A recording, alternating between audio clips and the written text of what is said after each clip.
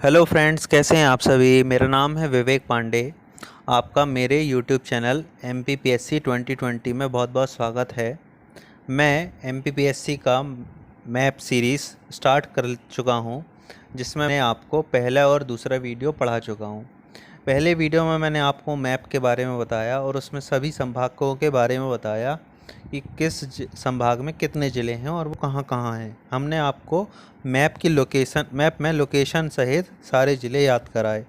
Second, मैंने video बनाया जिसमें मैंने MP का इंट्रोडक्शन आपको पढ़ा चुका हूँ। थर्ड वीडियो ये मेरा है संभागों के ऊपर।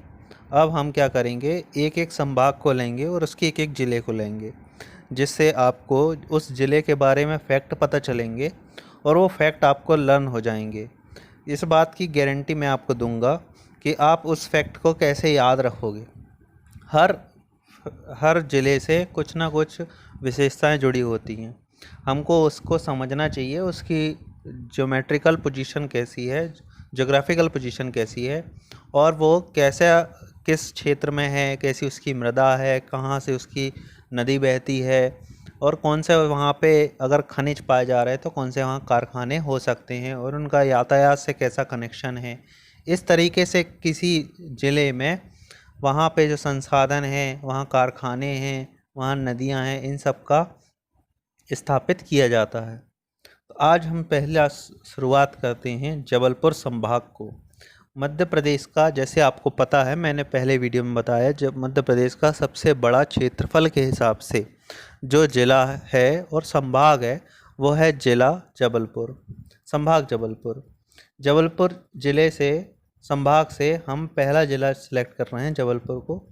तो इसकी पहले हम लोकेशन देख लें मैप में। ये है हमारा प्यारा मध्य प्रदेश। मध्य प्रदेश के पूर्व दिशा की ओर हम बढ़ें तो जबलपुर ज़िला दिखाई देता है हमको यहाँ पर। ये है जबलपुर ज़िला। अब जबलपुर ज़िले के आप आसपास पड़ोसी ज़िला देखिए। आपको कितने ज़िले दिखाई दे रहे हैं, देखिए। मंडला है, फिर उमरिया है, थोड़ा सा टच कर रहा है, फिर कटनी है, दमोह है, नरसिंहपुर है, छिंदवाड़ा है और सिवनी। सिवनी ज़िला से, जैसे आपको पता है, जबलपुर ज़िला से NH7 होकर गुजरता है। NH7 कहाँ कहाँ से जाता है, देखिए। NH7 इलाहाबाद से कन्याकुमारी तक जाता है। इलाहाबाद जो कि रीवा के पास है, तो रीवा से होते हुए NH7 सतना आता है, फिर कटनी, फिर जबलपुर होते हुए सिवनी, और सिवनी से महाराष्ट्र में चला जाता है ये नागपुर, और नागपुर से होते हुए तेलंगाना के सिकंदराबाद और हैदराबाद, यहाँ से होते हुए वो तमिलनाडु में चला जाता है। तो ये हो गया NH7। जबलपुर की पोजीशन आपने देख ली। अब जबलपुर को हम अगर ब्लैंक मैप में लोकेट करें तो वो कहाँ होगा, ब्लैंक मैप में ये है जबलपुर, इधर आएगा। ये सिवनी है, छिंदवाड़ा है, ये नरसिंहपुर है। अब जबलपुर ज़िले के बारे में कुछ फैक्ट याद कर लेते हैं। जनसंख्या जबलपुर ज़िले की 2011 में 24,60,714 थी। क्षेत्रफल इसका है 5,210 वर्ग किलोमीटर। पर्यटन स्थल यहाँ कौन कौन से हैं? मदन महल का किला है यहाँ पे, जो कि 1116 ईस्वी में बना। इसे राजा मदन द्वारा बनाया गया था। 64 योगिनी मंदिर है ये है। 64 योगिनी मंदिर में शिव और पार्वती नंदी के ऊपर विराजमान है। 64 योगिनी मंदिर में 64 देवी देवताओं की मूर्तियाँ एक सर्कल शेप में बनी हुई हैं, और वो सर्कल जो शेप है का मंदिर है ये, इसकी डिज़ाइन को कॉपी और पेस्ट किया गया है कहाँ पे, आज की जो हमारी भारतीय संसद है, दिल्ली में जो संसद है, वो उसका आर्किटेक्चर यहीं से लिया गया है। उसकी डिज़ाइन सर्कुलर शेप में 64 योगिनी मंदिर है। पिसनारी की मढ़िया है, गढ़ा मेडिकल के सामने पिसनारी की मढ़िया है। एक यहाँ पे मूर्ति बनी हुई है एक महिला की, जो गेहूं को पीसते हुए दिखाई दे रही है, इसलिए इसका नाम है पिसनारी की मढ़िया।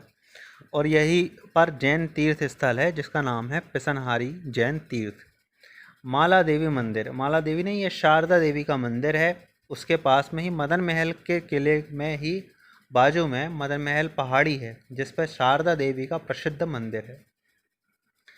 नर्मदा जिले के बाजू से, ये भेड़ाघाट जबलपुर ज़िले के बाजू से नर्मदा नदी प्रवाहित होती है, जो कि आपको अनूपपुर के अमरकंटक पहाड़ी से निकलती है। अमरकंटक पहाड़ी से होती हुई वह मंडला में प्रवेश करती है, उसके बाद डिंडौरी में, और फिर जबलपुर ज़िले में प्रवेश कर जाती है।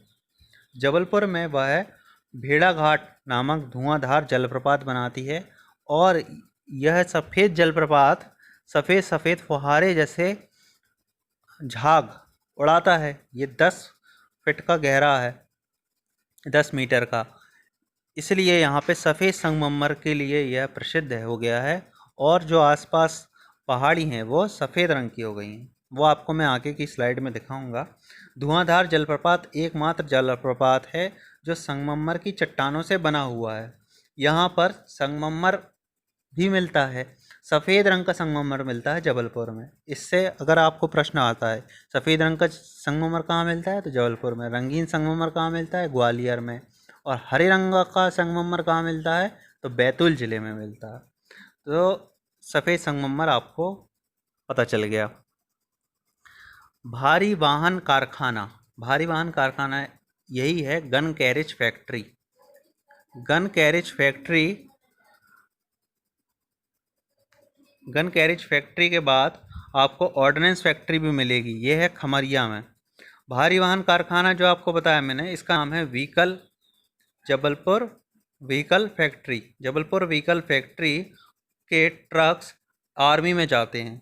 आर्मी में जो 100% अगर व्हीकल्स देखें तो उसमें 90% व्हीकल जबलपुर व्हीकल फैक्ट्री से जाते हैं। यहाँ पे उसका प्रोडक्शन होता है। इसमें टाटा और अशोक लेलैंड कंपनी अपने पार्ट्स देती है और यहाँ उनकी असेंबली होती है। इसमें वो वाटर टैंक भी बनाते हैं, कुकिंग टैंकर्स भी बनाते हैं, और ऐसे यूटिलिटी व्हीकल जो कि किसी भी परिस्थिति में, चाहे वो बर्फ़ हो जाए, चाहे रेगिस्तान हो, चाहे वो पहाड़ी दुर्गम इलाके हों, किन्हीं भी क्षेत्रों में वह चल सकते हैं। ऐसे rough and tough vehicle Jabalpur vehicle factory द्वारा बनाए जाते हैं। आपने 26 जनवरी और 15 अगस्त की परेड देखे होंगे, आप कभी गौर से देखिएगा, उसमें जितने भी ट्रक्स दिखाई देंगे उनके बोनट में सामने आपको दिखाई देगा नाम जबलपुर व्हीकल फैक्ट्री का।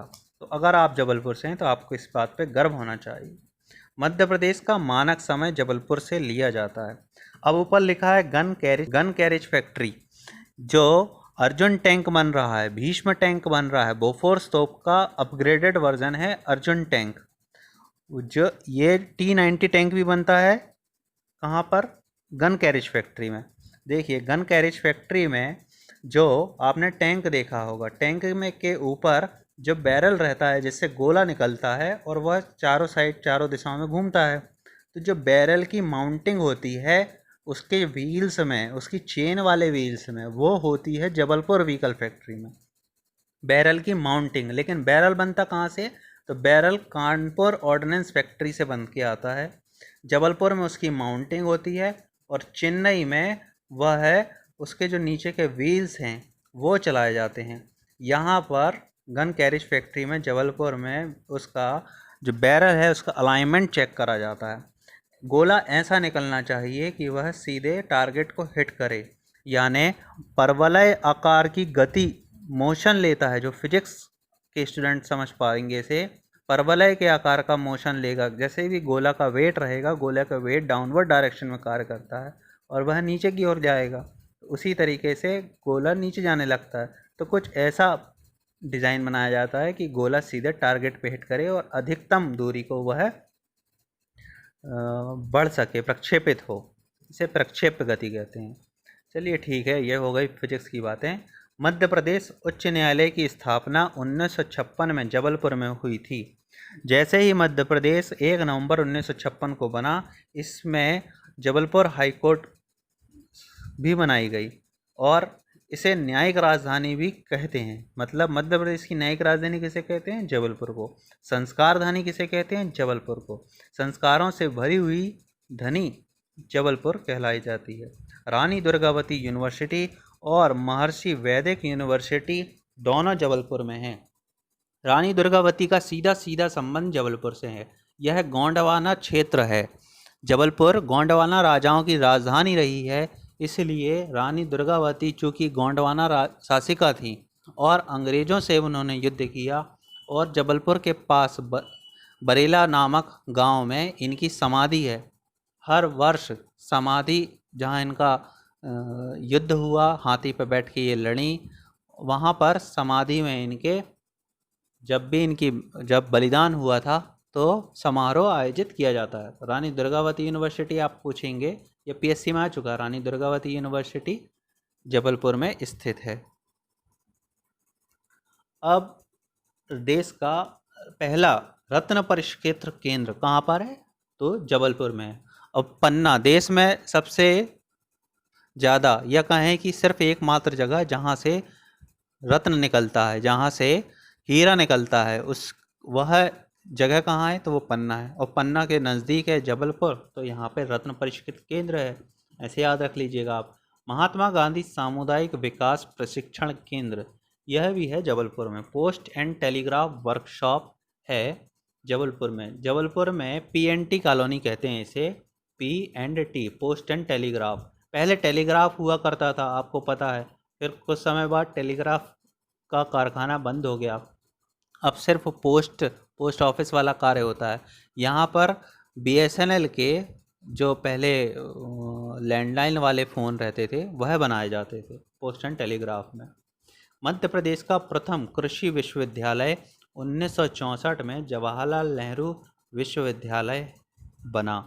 1964 में जवाहरलाल नेहरू ने कृषि विश्वविद्यालय की स्थापना मध्य प्रदेश में करवाई। इसलिए सिर्फ जबलपुर में ही मध्य प्रदेश का कृषि अभियांत्रिकीय कॉलेज स्थित है, कृषि इंजीनियरिंग कॉलेज। त्रिपुरी ऐतिहासिक नगरी है। मध्य प्रदेश के पास जब हम भेड़ाघाट जाते हैं तो त्रिपुरी नाम की एक जगह पड़ती है। यह कलचुरियों की राजधानी थी। जबलपुर में कलचुरियों का वंश चला था। यह आपको इतिहास में पढ़ने को मिलेगा, मैं आपको पढ़ा दूंगा इतिहास भी मध्य प्रदेश का, उसमें आपको कलचुरी पता चलेगा। कलचुरी में त्रिपुरी की राजधानी है। सीधा सीधा क्वेश्चन आता है, कलचुरी की राजधानी क्या थी? तो त्रिपुरी। और 1939 में कांग्रेस का अधिवेशन भी जबलपुर के पास हुआ। यह त्रिपुरी नामक जगह में हुआ, इसलिए इसे त्रिपुरी अधिवेशन कहते हैं। इसमें सुभाष चंद्र बोस उम्मीदवार थे और वह विजयी हुए, इसलिए जबलपुर में सुभाष चंद्र बोस मेडिकल कॉलेज की स्थापना की गई, जो कि सरकारी मेडिकल कॉलेज है। तिगवा नामक गांव, यह भी त्रिपुर सुंदरी के पास है। इसे ही त्रिपुर सुंदरी देवी माता का मंदिर कहते हैं। तिगवा नामक गांव में स्थित है। रूपनाथ में अशोक का अभिलेख मिला है। जबलपुर के पास रूपनाथ एक जगह है, वहाँ पर अशोक का एक अभिलेख मिला है। जनसंख्या की दृष्टि दूसरा बड़ा जिला है जबलपुर। पहला नंबर का जिला कौन सा है? तो पहले नंबर का जिला है इंदौर। उसके बाद जबलपुर जिला जनसंख्या में सबसे बड़ा है। मध्य प्रदेश का सबसे साक्षर जिला 2011 में 82.5% के साथ जबलपुर है। यह है महिला और पुरुष दोनों में सबसे साक्षर जिला है। देखिए मध्य प्रदेश के इसके पहले जब 2011 की जनगणना हुई, इसके पहले सबसे ज़्यादा साक्षर जिला मध्य प्रदेश में नरसिंहपुर जिला था। कहा जाता है कि पहले जब बीएड हुआ करता था और बीएड के बाद टीचर्स होते थे, तो नरसिंहपुर से सबसे ज़्यादा व्यक्ति या पुरुष वहाँ के भी वह बीएड किया करते थे। तो टीचर्स की राजधानी है नरसिंहपुर, तो टीचर्स की राजधानी है तो साक्षरता भी बढ़ेगी। तो नज़दीक का ज़िला है जबलपुर, तो ज़िला हो गया सबसे साक्षर। पहले नरसिंहपुर सबसे साक्षर था, अब जबलपुर सबसे ज़्यादा है। ये तो स्टैटिक्स की बात है, आंकड़ों का खेल है, कभी कोई ज़िला आगे रहता है, कभी कोई ज़िला आगे रहता है। तो जबलपुर अभी 2011 में मध्य प्रदेश में सबसे साक्षर ज़िला है। इस तरीके से आपको ये फैक्ट याद हो जाएगा। महिला एनसीसी का प्रशिक्षण कॉलेज भी जबलपुर में है। भारतीय वन अनुसंधान एवं ट्रेनिंग सेंटर क्षेत्रीय कार्यालय यह है जबलपुर में है। जब हम ग्वारीघाट साइड जाते हैं नर्मदा रोड पर पोली पाथर नाम की एक जगह है, वहाँ पर भारतीय वन अनुसंधान का क्षेत्रीय कार्यालय है। आपको बताना है कि भारतीय वन अनुसंधान मुख्यालय कहाँ पर है। इसकी मैं हिंट आपको दूँ, यह उत्तराखंड में स्थित है। वहाँ पर भारतीय वन अनुसंधान केंद्र भी है और भारतीय वन्य पशु अनुसंधान केंद्र भी है, दोनों है। गूगल से सर्च कर लीजिएगा, आप मिल जाएगा। देश का पहला पुनर्वास विकलांग केंद्र है। देखिए जबलपुर के पास विकलांग लोग जो रहते हैं उन्हें जो उपकरण बनाए जाते हैं उनके, जैसे व्हील चेयर हो गई, साइड के जो टेके रहते हैं जिनसे वो चलते हैं वह हो गए, और विकलांग उपकरण वह भी बनाए जाते हैं। यहाँ पे केंद्र सरकार का कार्यालय है।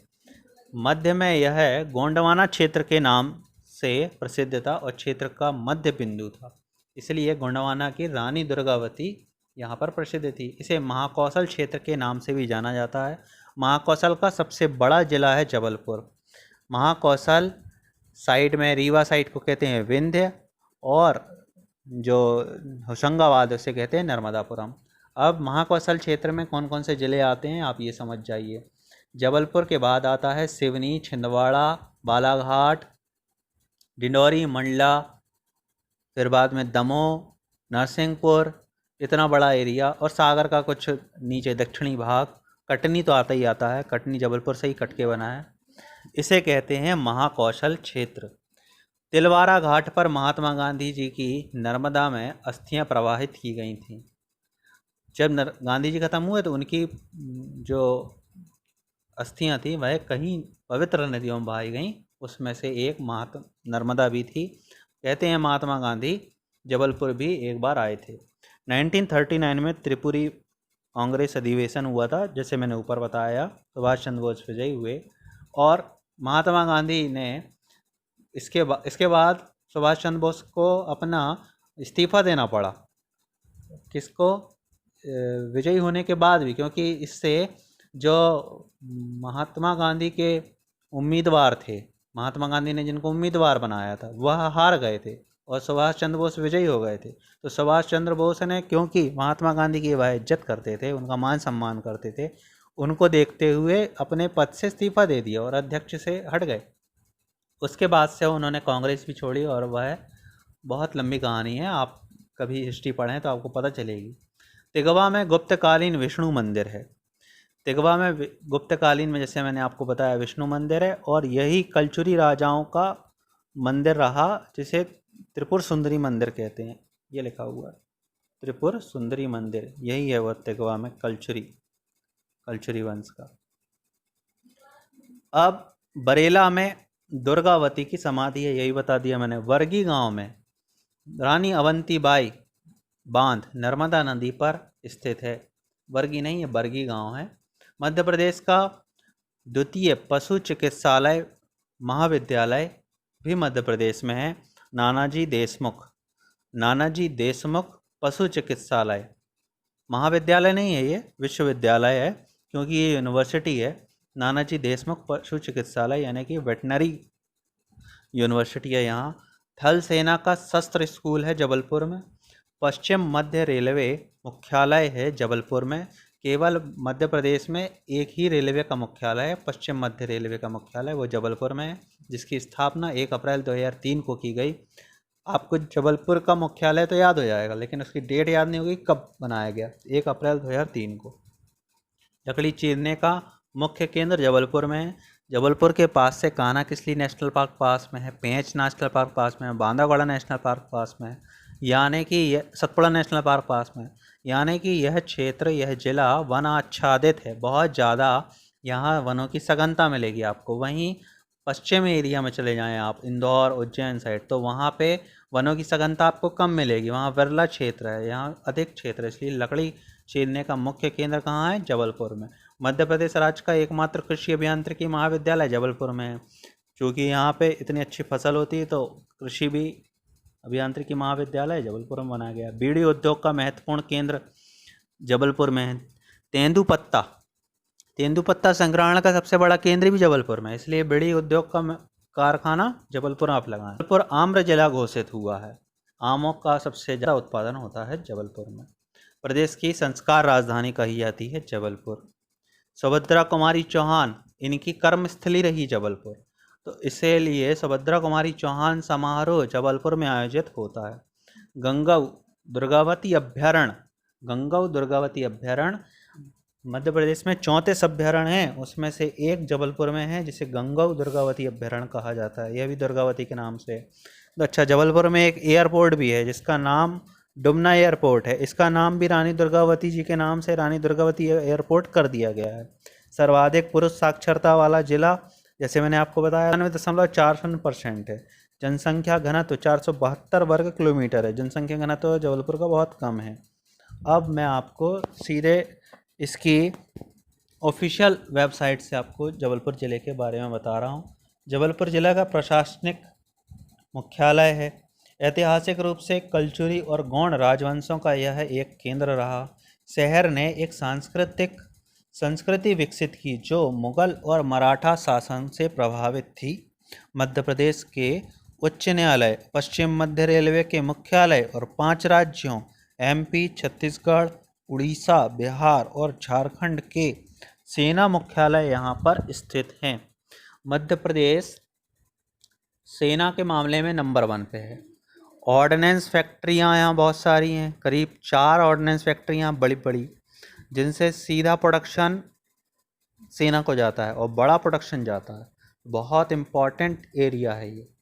यहाँ पर सेना का हेडक्वार्टर्स हैं बड़े बड़े, बहुत बड़ा एरिया सेना को दिया गया है। तो हर लिहाज से जबलपुर बहुत इम्पॉर्टेंट है। एक क्षेत्र नज़र में देख लें, 5211 वर्ग किलोमीटर यहाँ का एरिया है। आबादी 24 लाख बताई मैंने। भाषा तो हिंदी है ही। गांव 1514 हैं। पुरुष 12 लाख, महिला 11 लाख। अब जबलपुर के पर्यटन स्थल देख लें। यदि आपसे पर्यटन स्थल के बारे में पूछे तो आप डायरेक्ट टिक कर सकें, ऐसा मैं आपको बताऊंगा। मदन महल किला। जबलपुर मध्य प्रदेश में मदन महल किला उन शासकों के जीवन की गवाही के रूप में खड़ा है जिन्होंने 11वीं शताब्दी ईस्वी में अच्छी संख्या में जबलपुर पर शासन किया था। एक बार आप मदन महल किला देख जरूर लीजिए। ये है जबलपुर का मदन महल किला। ये जो आप सीढ़ी देख रहे हैं, यहाँ से आप चढ़ें ऊपर तो आपको पूरा एक घर जैसा दिखाई देगा और उसके अंदर एक सुरंग है। कहते हैं यह सुरंग सीधे जबलपुर से होकर मंडला को खुलती थी। अभी वहाँ पे सुरंग में चीप रख दी गई है, बंद कर दिया गया उसे। अब आप पढ़ें। संबंध राजा, हाँ, एक पहाड़ी पर, शहर से कुछ किलोमीटर दूर एक पहाड़ी पर स्थित मदन महल किला राजा मदन सिंह द्वारा बनवाया गया था। किले का संबंध राजा की माता रानी दुर्गावती से भी है। राजा की माता कौन थी? रानी दुर्गावती, जो उस समय के एक बहादुर गोंड शासक थे।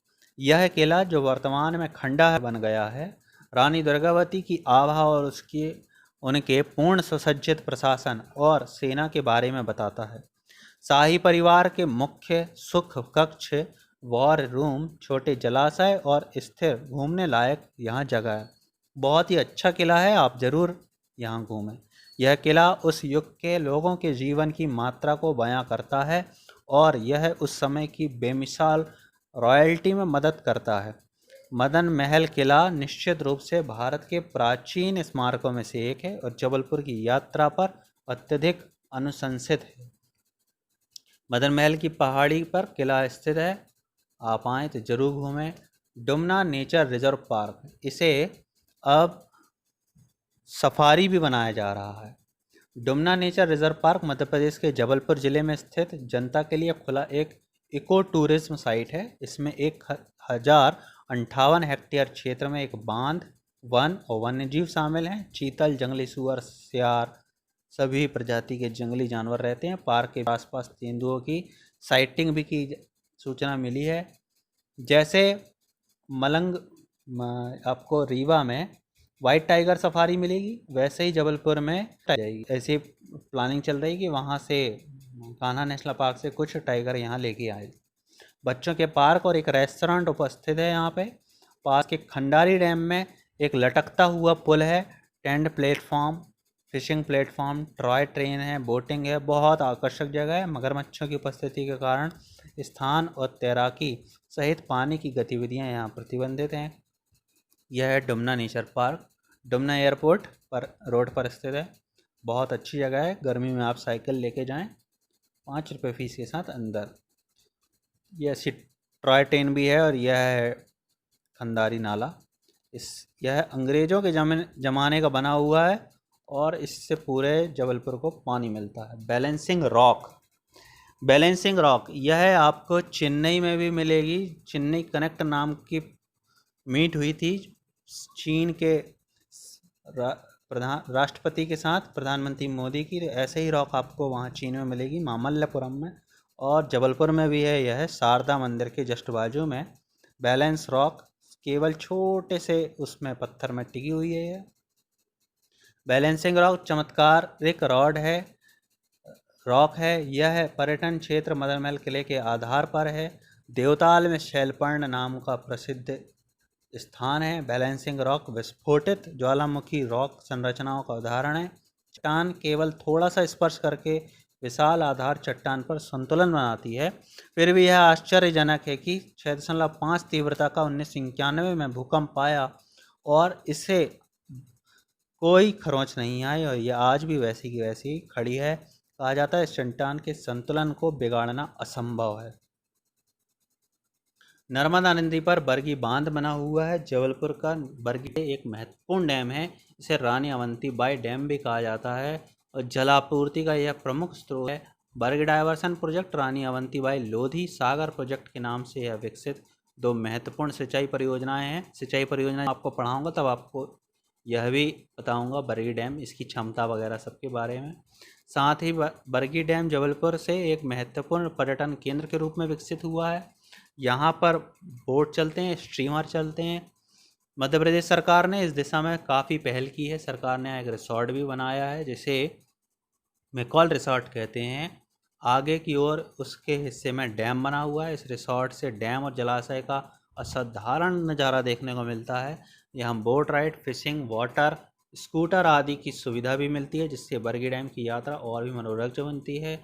इतना ही नहीं, डैम के आसपास के क्षेत्रों में मैना, तोता, सारस, कबूतर, स्थानीय गौरैया आदि पक्षियों को भी देखा जाता है। यह है बरगी डैम का फ्रंट व्यू। 21 गेट हैं इसमें। 21 गेट जब खुलते हैं तो ये नज़ारा रहता है। बहुत सुंदर, लाजवाब दिखता है। लोग जाते हैं। यह स्ट्रीम ये चलती है। पर्यटन के क्षेत्र से बहुत अच्छी जगह है बरगी डैम। आप आएँ तो जरूर देखने जाएँ। धुआंधार जलप्रपात, जैसे आपको मैंने बताया ऊपर, जबलपुर ही नहीं, यह पूरे मध्य प्रदेश का महत्वपूर्ण पर्यटन स्थल है। इसको यूनेस्को में वर्ल्ड हेरिटेज साइट में घोषित की श्रेणी में लाने की कवायद चल रही है। 10 मीटर की ऊंचाई से गिरने वाले इस प्रपात की छटा अनुपम है। बहुत सुंदर जगह है। इसकी उत्पत्ति नर्मदा नदी से होती है। यहाँ विदेशी तक आते हैं। इस सुगम्य प्रपात प्रसिद्ध संगमरमर की चट्टानों से निकलता है। यह प्रपात जब बड़ी धारा के साथ गिरती है तो पानी के गिरने की आवाज़ काफ़ी दूर से सुनाई देती है। कुहासा जैसा बांध धुआं बन जाता है यहाँ, इसलिए इसे धुआंधार जलप्रपात कहते हैं। और सुंदरता के लिहाज से धुआंधार जलप्रपात एक असाधारण स्थल है, जिससे पूरे साल बड़ी संख्या में पर्यटक यहाँ आते हैं।